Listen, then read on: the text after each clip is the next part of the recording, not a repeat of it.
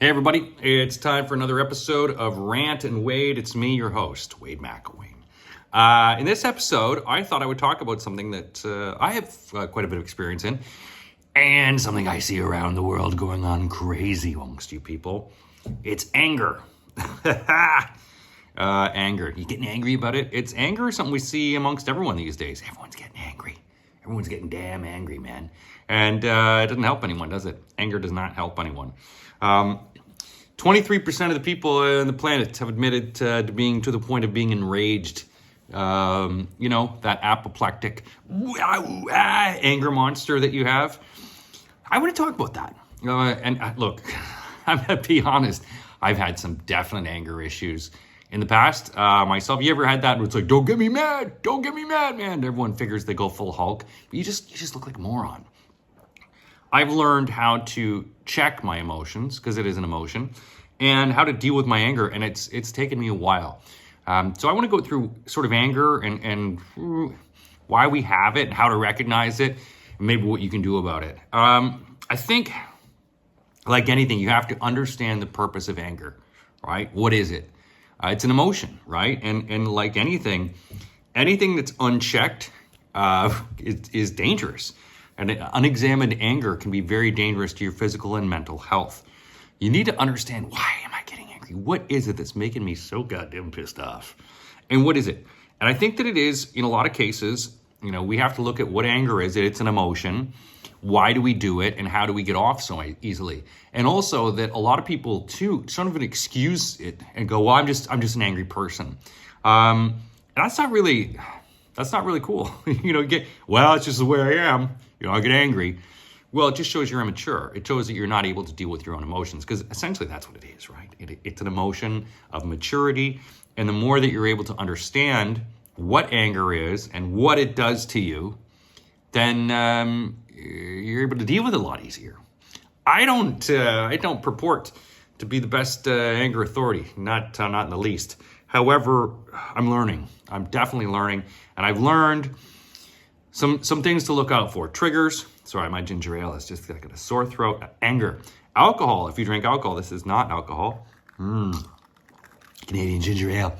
But if you do, it also makes you angry, as do drugs. So let's check why. What kind of anger that we're looking at. There are two kinds of anger that psychologists and sociologists identify. There's core anger and defensive anger. Now, core anger is something, it's a natural thing, a perceived violation of your humanity.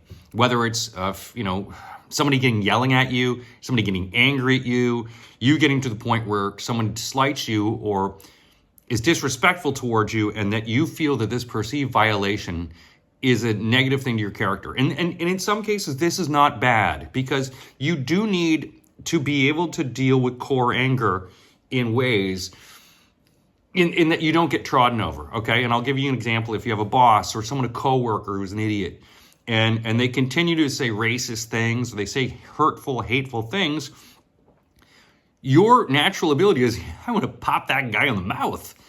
And that's fine. You do, because they're attacking the core beliefs that you have, which is you're a hateful person, you're a mean person, and if I don't get angry, what kind of person am I? And that's fine. Then there's defensive anger, which is not the good one. Defensive anger is what we call the cover story. And that's the anger that you just sort of do to cover for the fact that there's other emotions. You're protecting your other emotions from getting hurt. And those are defensive people, are people that react very quickly, that don't look at the kind of reasons for the anger and why that they're angry. What is it that is setting you off? What is it that pisses you off so much? What is it that's actually really bothering you? And these are core things you need to figure out, because if you're just I just get angry, that's just the way I am, well, it means you're not in check with yourself. It means you're not balancing yourself. It means you're not looking at yourself. And I, with the rose-colored glasses on today, there's times where I'm just like, and the anger monkey. And it's one of the reasons I don't drive anymore.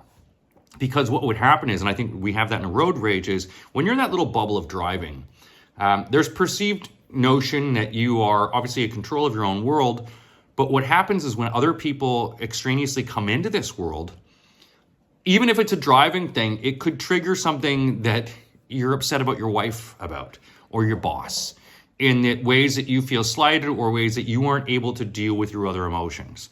So as a result of which, you get triggered in a car, see something, a perceived violation, or of that triggers your anger, and as a result of which you lose it. In so much a sense that person just going about their day, and then as a result of it, because we are chemical beings, once that anger matches, you see someone else's anger, it's like once one cow runs, they all run. And that's sort of the philosophy of it, that once one person gets really angry, it's very hard because if that person has succumbed to it, then the other person will time to get angry as well. I've had that before where I've just turned it and made a joke. It's like when someone gets so angry, I want to kill you. You're like, hello. And there's a degree where it makes them even more livid because you're not accepting their anger. You're not accepting that they have a problem. But eventually what happens where I've had it, whereas that silliness comes to the point that I don't have my emotions are even unchecked. So they look at you and go, that guy's an idiot because he's unchecked his emotions. So we have this perceived notions of people that when we see them, but also that they don't acknowledge, or we haven't shown that what we've done with our anger. Our anger is there. If you look at actually in Belgium and certain other countries with road rage, they have pillows that you can put in the trunk or in the boot, if you will. And if somebody slights you, you both get a chance. You slug the dummy, you both shake hands and walk away. So that is part of the anger, and it's something that you need to look at. Is it a core defensive anger, or is it defensive anger that you actually feel? Ginger ale. Now, there are signs, there are things that you need to look at and recognize how these core reactions, the ability, so for example, if you can't deal or absorb or deflect, anger is going to hit you really easily. If you take everything too personally and you don't really sort of take things as an aside, or if you take things as just tertiary, not something that affects you, it can make you overreact, and that makes you angry. And a lot of those kinds are things like drugs, alcohol will do it. When you're emotionally feeling hangry, or you're just feeling like you're off edge, these are kind of things where your inability to actually deal with it, and this is part of growth. You have to look at what is this, and what is the problem, and how do I deal with it? What is it that's really setting me off? Why am I overreacting? What is it that I'm really angry about? For example, I'm very angry today, very angry, very reactionary, very curt to people, but I didn't let it show. But I recognized why I was angry. I recognized because there's something going on at home that I feel helpless about, that there's something that makes me feel helpless, and that I wish I could do something. And it makes me feel less in control of myself.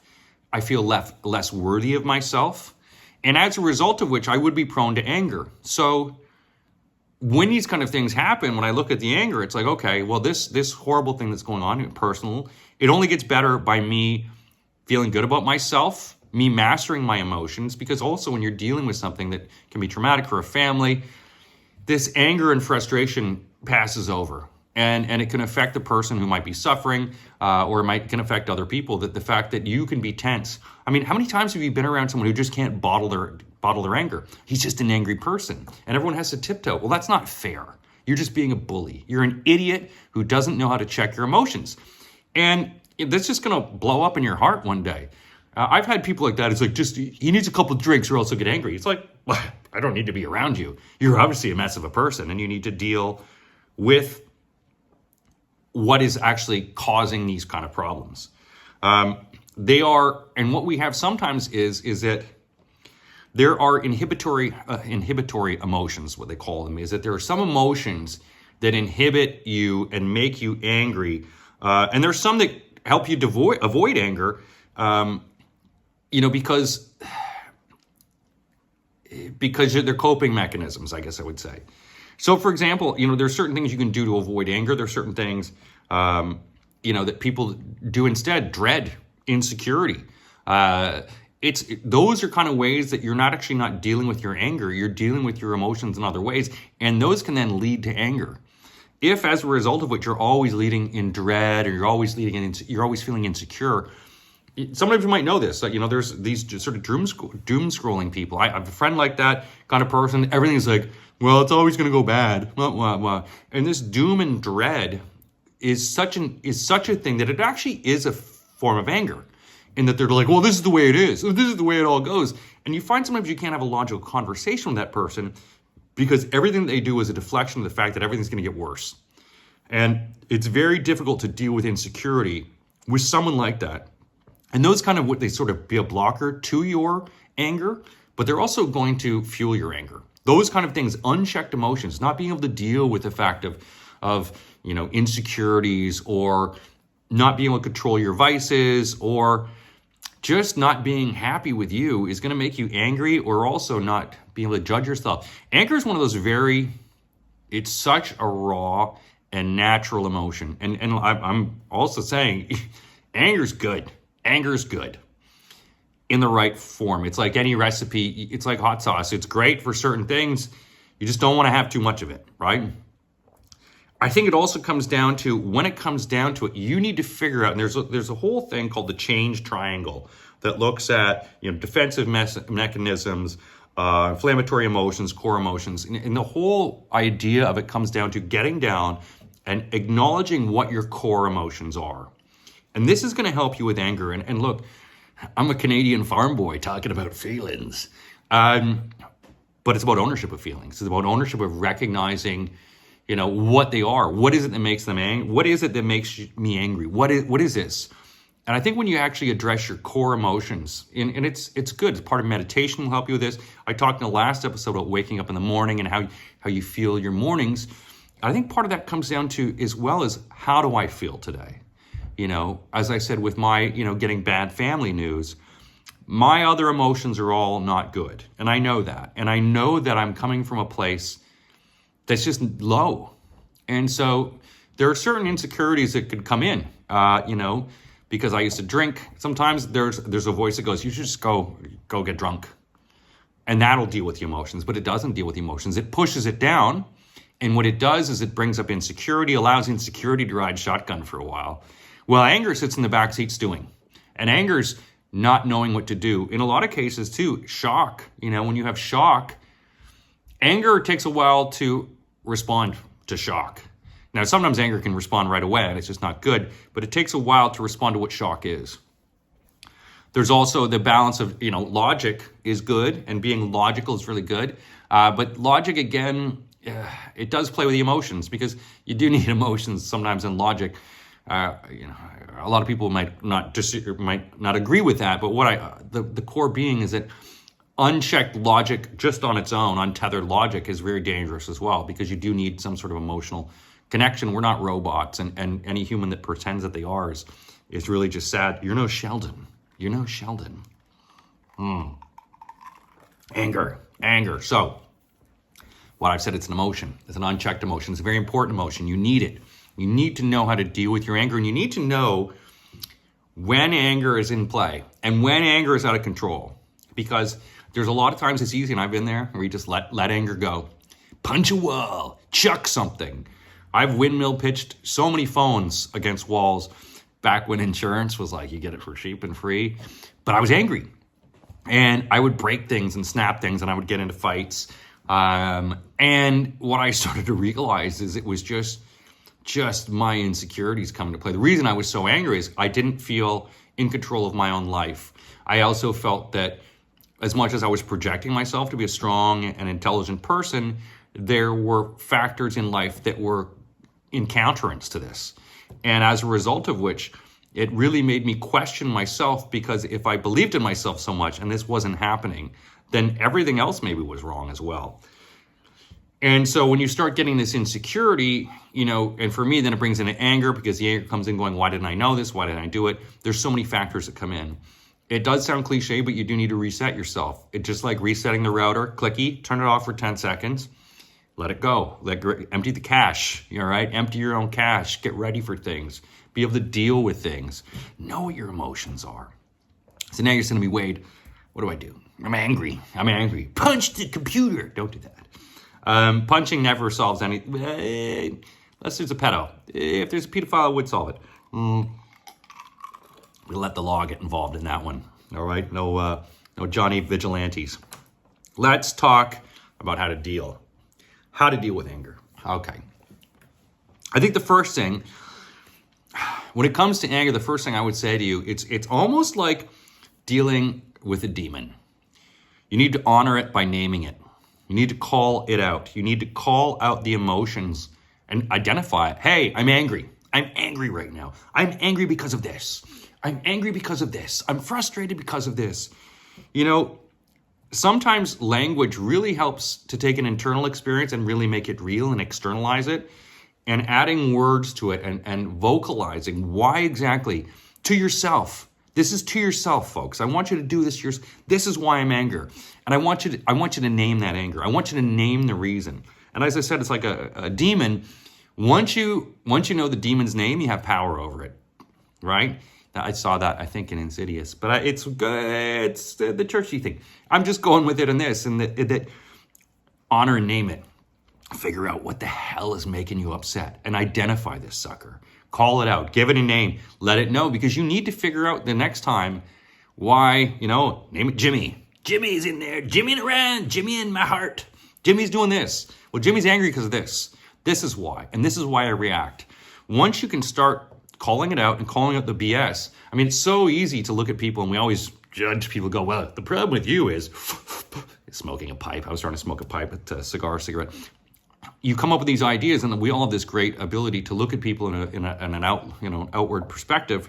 But you really need to vocalize it. What is it that's making me angry? Who is it? How is this making me angry?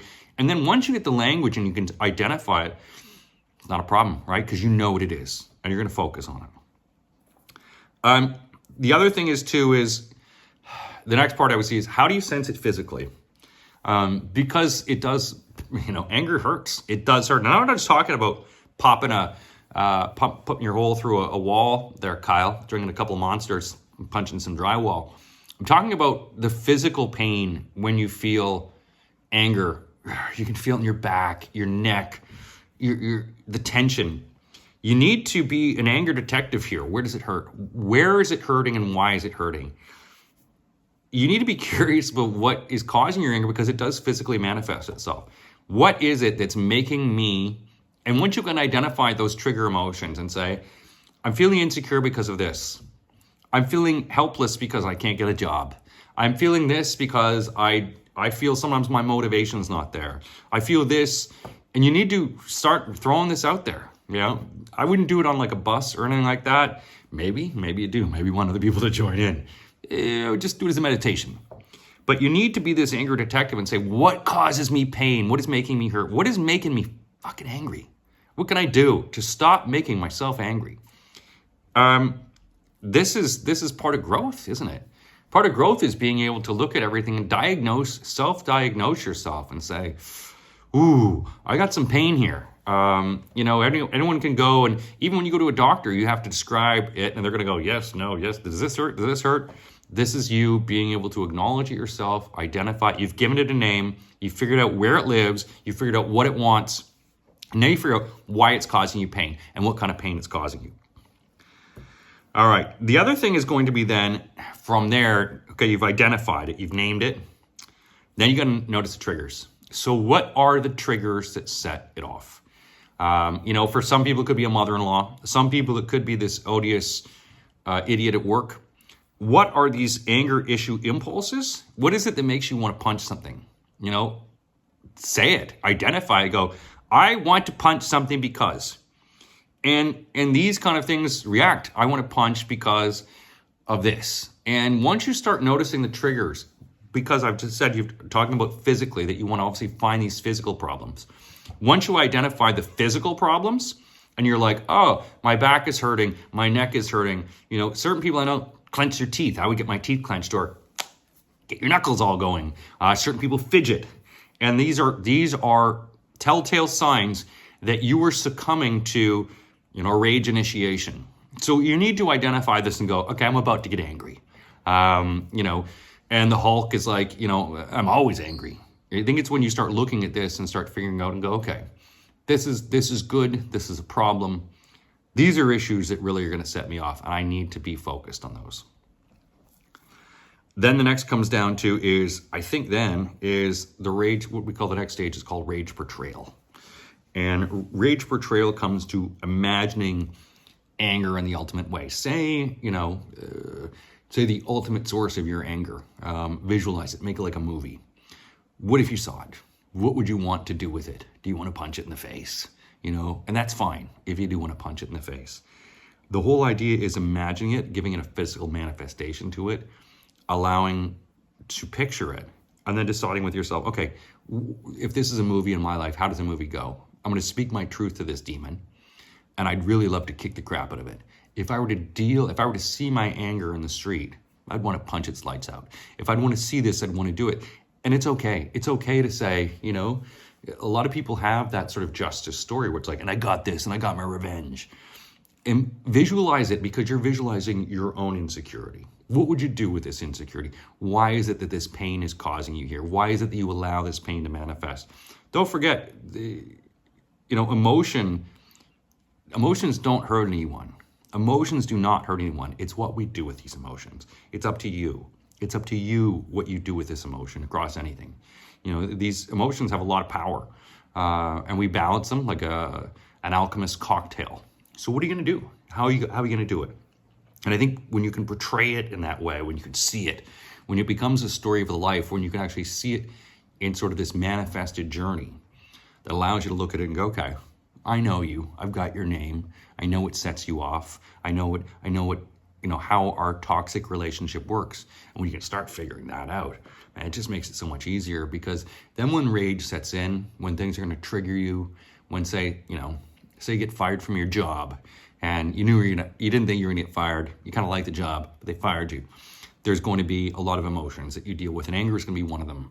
And if you're able to cope with those other emotions, then when anger actually hits, it doesn't feel as bad, because you've actually taken a breath and a break with it. What I would say is there's possibilities, and I'll end on this with anger. You can use anger for good, because it's an emotion. You can use anger, as I say, for standing up for yourself. And once you do have greater control of your emotions, you will be more confident with yourself. You will be the person that goes, yeah, don't do that. Because when you know the confines and parameters of your anger, of your generosity, your love of all these different ones, it then comes down to how do they work across the whole spectrum? And how can you use your emotions for the goodness of everything? So that was anger. Now, little gingy time.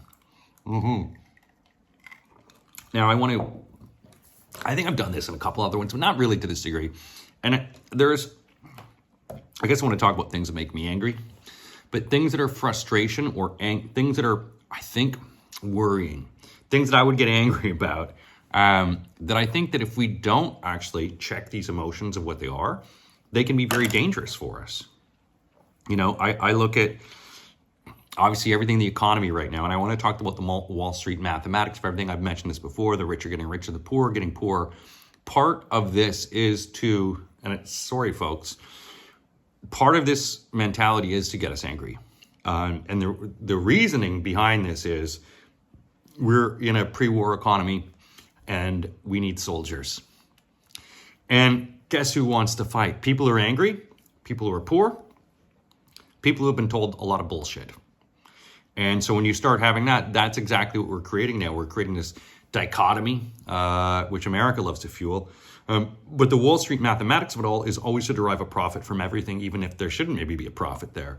And you think about things like this in water companies. Our shareholders need profit. It's water. All right, and you shouldn't be getting, that shit should be legal, that should be nationalized, all right? When it comes to other things that are sort of human essentials, and you go, well, this is a profit-driven model, this isn't good. So those kind of things bother me, because the exacerbation between rich and poor has made it, and this is a thing in history, in that a lot of times the powers that be, the industrial military complex, wants you to be poor and angry, because when it comes down to getting soldiers, people doing well are not going to fight. Right? You can see that in Russia right now.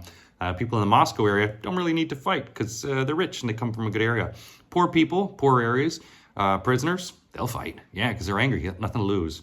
And we're creating that nothing to lose mentality. I did mention about water and water being very scary, that we have, companies that are profiting off water. We have companies that are also taking advantage, like the Nestle's of the natural water aquifers, basically getting themselves embedding in with local governments and then just stealing all the water out. And if other people locally complain, they put their lawyers against them, which is just horribly and atrocious. And this is part of it, again, governments allowing mass production across everything, whether it's fishing, like overfishing. I mean, we're going to be at a point. I mean, I remember when I used to be able to get crab. Remember crab meat? Now, I mean, in Canada, we used to have a lot of crab. It all goes to Asia. In Britain, I live in England, we're surrounded by oceans. The crabs you get are like this big, and all the big ones are sent off to Asia.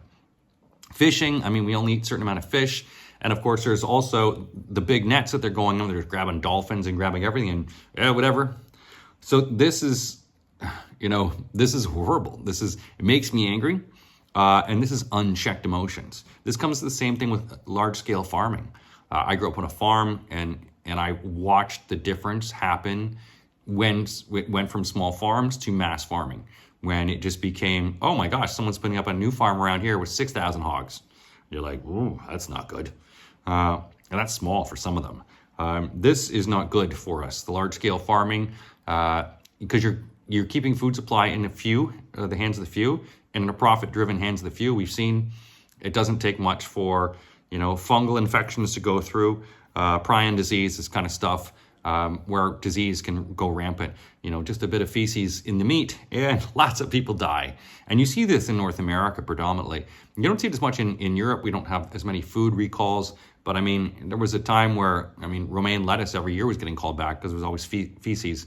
And it came from using the water from they're taking water from, local mass farms and just spraying it on the fields. It's like you're taking water and shit from there and thinking, oh, this is going to be good. Well, it's not. It's not good. Overfishing, I've talked about that. Hey, let's talk about some other weather. I'll talk about weather. Man, we're messing up the planet here. I live in Britain, as I said, and we have the Atlantic meridional overturning circulation, which there's a reason that England, which is on the same sort of latitude as like Kapuskasing, Ontario, very far north, 10 hours north of Toronto, but it's warmer than Toronto. And that's because this ocean current that goes and keeps the waters around here and Europe quite stable. It keeps the temperatures quite stable around Europe. If it weren't for this current, then you'd have temperatures dropping, in London this time of year where it's like 18 degrees here in October, it would be about -10. And that would change a lot of things. Change growth, it would change, animals, it would change fishing stocks, it changes everything.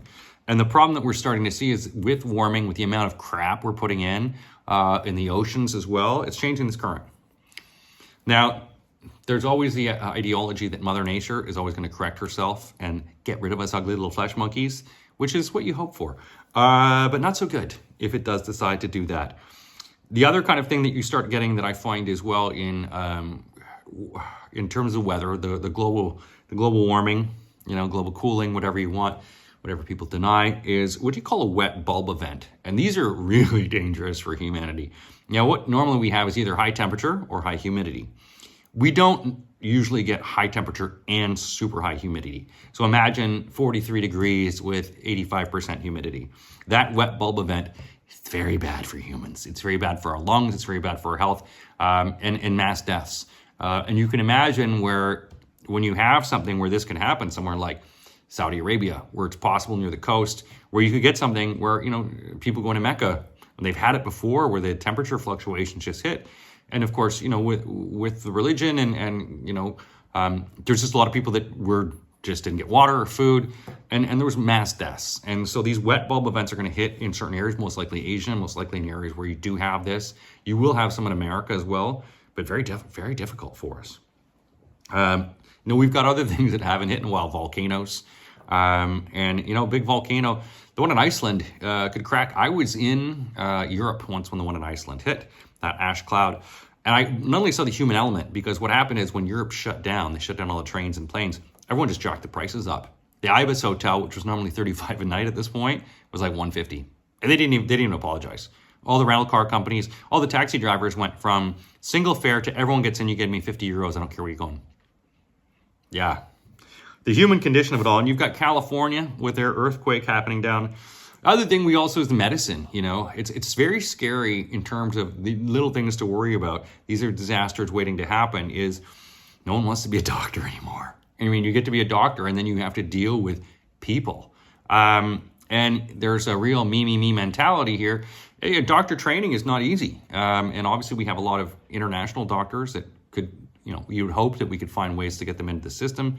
But the fact is that there's just not enough doctors, and the nurses aren't really helping. And the pressure on healthcare of people getting older, more disease, and in the corporatization of the hospitals as well, taking away from healthcare, the way that the healthcare system is set up, it's very unattainable. And then you also have a lot of people, I don't want to go to, I've got the NHS here. I don't like to use it. I've maybe used it a couple times, only when I need to. I would never want to. I'd rather, someone else needs it. But these are all the kind of things that are also going to happen in terms of doctor shortages. Antibiotics, we're overprescribing our antibiotics in terms of medicine. Big pharma, while they can be very helpful, controls a lot of things. So even if we did have a valuable drug, they might decide to keep it, or in case of medication needed for Africa, just try to jack the price up. Yeah. It also leads us to things like COVID. I mean, COVID was quite mild, let's be honest. Apologies to everyone who died, listening or watching this, but the mortality rate for it, quite low.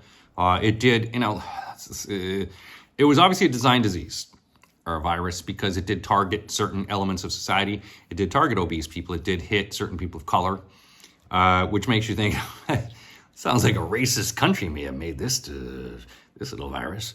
But we're gonna have more of this kind of crap. I mean, I still have COVID nose. I don't even know if it's like that. I can't smell. I've had COVID twice.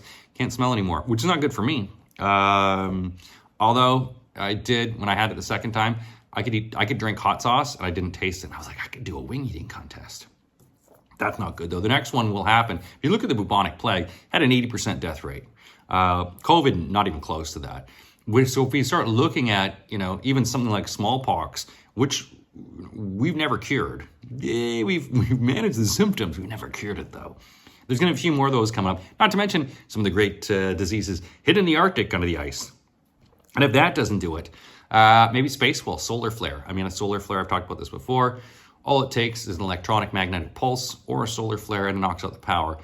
After 2 weeks of no power, well, it's end of the world kind of stuff. We'll lose a bit of the population. A bit, you're talking 10% in major cities. At least 5% in 2 weeks, 10% in a month. People don't have any food, you got no water, everyone's living day to day. And if you need to get food and all the, it's just gang warfare out there. And then of course, there's gonna be other things, mass wars. We're in an age of war. 2025, I've probably mentioned before in previous podcasts, getting the tap on the rose-colored glasses, is the year I sort of figured the world would end. For us, not like, it's all done, nuclear apocalypse, but the end of society as we know it, in terms of we're now in a wartime society, the end of peace, and the changing of direction. It's sad too because government's going to have to rebound because they've invested so much in corporations, and the corporations, if you look at Burger King, who's still in Russia, they don't give a crap. They just care about money. They don't give a shit about Ukraine. Burger King doesn't care. There's other companies there. Pepsi, we're going to pull out. He didn't pull out. They stayed there because it's money. And they want money more than they care about human people. That's horrible. I mean, in the China-Taiwan situation, no one's going to win in this one. Then what happens after that? It's a war. It's a war world out there. And these are kind of things. And hey, let's not forget about terrorism. Terrorism's also on the back. I thought you said this is a positive podcast. I'm trying to be positive, everyone. I'm trying to be positive. I guess, coffee and chocolate could be extinct too. I forgot about that one. We've over-farmed those. Way to go, everyone. Team humanity. I guess what I'm saying is, folks, hug people. At the end of this, deepfakes. That's another one. Deepfakes, that's something we'll see. Yeah, well, it's going to be interesting because we're going to have a lot of fake influencers. We're going to have more computer people taking over influencing roles than we will real people. And you feel bad, not really, for all the influencer models. I'm an influencer. I can build you, and be consistent. And program you to say smart things. That's also going to happen. And you feel bad, it's going to be young women that are going to be replaced mostly. Because porn, if you think deepfake is bad, you should see what they're doing on porn. I don't know. I'm just imagining. Porn is 80% of the internet. I can only imagine that AI porn is probably, I'd imagine where it's at.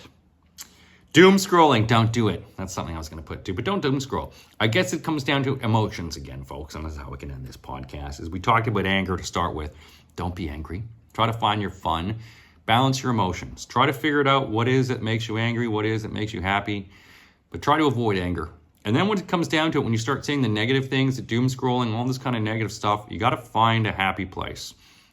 Because just getting angry about it, if there are things beyond your control, you can't do anything about it. All you can do is manage you and your reaction in relation to your emotions. Be a better person. Laugh, love, live. Put a sign above your toilet that says something like that. Then have people pee on it. I don't know, folks. All I'm saying is, I do love you all. I don't know you. And I'm feeling that as I get correct, as we march towards darkness and the darkness of a new age, I really hope for the best of us. And bless us all, everyone, even you, Tiny Tim.